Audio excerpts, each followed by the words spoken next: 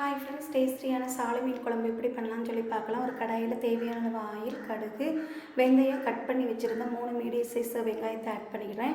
பொன்னிறமாக ஆகத்தண்டி நல்லா கலந்து விட்டுக்கோங்க. இப்போ இந்த ஸ்டேஜில் 2 மீடியம் சைஸ் தக்காளியை வந்து ஆட் பண்ணிக்கிறேன். இதையும் நல்லா கலந்து விட்டுக்கலாம். இப்போ நம்மளுக்கு நல்லா வெந்து வந்திருக்கு. இந்த ஸ்டேஜில் குழம்பு பொடி வந்து ஆட் பண்ணிக்கலாம். நான் சத்தியம் மீன் குழம்பு பொடியும் ஆச்சி குழம்பு பொடியும் ஆட் பண்ணிக்கிறேன். எல்லாத்தையும் நல்லா கலந்து விட்டுக்கிடலாம். நெக்ஸ்ட்டு அரைச்சி வச்சுருந்த தேங்காய், வெங்காயம் விழுது அதையும் வந்து ஆட் பண்ணிக்கிறேன். ஆட் பண்ணிவிட்டு நல்லா கலந்து விட்டுக்கிடலாம். இப்போ இதுக்கு தேவையான புளிக்கரைசல் தண்ணி ஆட் பண்ணிவிட்டு ஒரு 5 நிமிஷம் க்ளோஸ் பண்ணி வச்சுருங்க. 5 நிமிஷம் கழித்து ஓப்பன் பண்ணி பார்த்தோம்னா நல்லா கொதிச்சு வந்திருக்கும். இந்த ஸ்டேஜில் தேவையான அளவு சால்ட்டு, அப்புறம் கழுவி வச்சுருந்த மீனையும் ஆட் பண்ணிக்கிறேன். மறுபடியும் ஒரு 10 நிமிஷம் வெயிட் பண்ணால் பச்சை வாசனைலாம் போய் குழம்பு ரெடி ஆயிரும். கடைசியாக மல்லி இலைகளை பிச்சு போட்டு இறக்குனா நமக்கு ஒரு டேஸ்டியான சால மீன் குழம்பு ரெடி.